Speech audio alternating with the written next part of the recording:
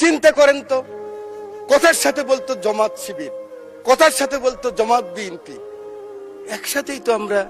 আমার হাতে তো এখনো রক্তের দাগ নিয়ে লেগে আছে। এই মতিঝিলে 19 দিন ছিলাম রিমান্ডের মধ্যে। কেন আমরা ছোট করার চেষ্টা করতেছি? আর কত যুদ্ধ, আর কত তর্ক, আর কত বিতর্ক, আর কত ছোট করা। এই সংসদটাকে আসুন না সকলে মিলে, সকলের সংসদ, আকাঙ্ক্ষার সংসদ, বাংলাদেশের 16 কোটি 17 কোটি মানুষ যে সংসদ চায়।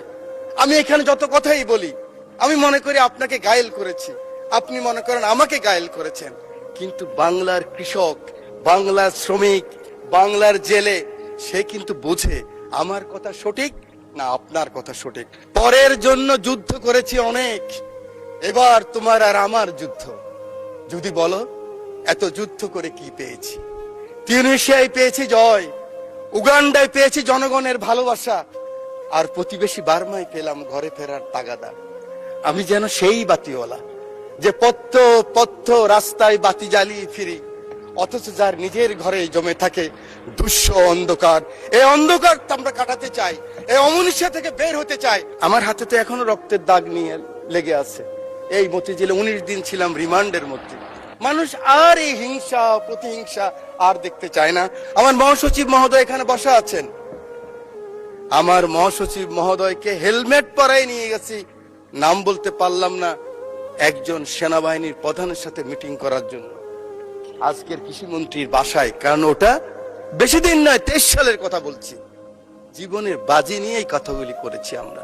আমার নেত্রী 11 আমার নেতাকে যখন নিয়ে গেল খবর পেলাম আমি, কারণ 7 দিন আগে শেষ দিন আমার দেখা হয়েছিল আমার নেতা তারেক রহমানের সাথে, বেগম খালেদা জিয়ার সাথে 111-এর পরে হাওয়া ভবনে। সেদিন ছিল ওনার শেষ দিন।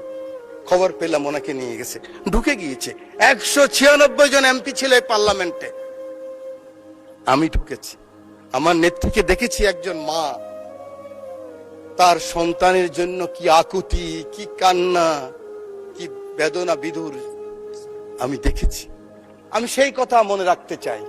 আজকে আমরা অনেকে আছি, কিন্তু ষড়যন্ত্র বন্ধ হয়নি। জাতীয়তাবাদী নেতাদের বেঁচে থাকতে হলে অনেক যুদ্ধ করতে হয়, ঐক্যবদ্ধ থাকতে হয়। আমরা সকলে আসুন একমত হই।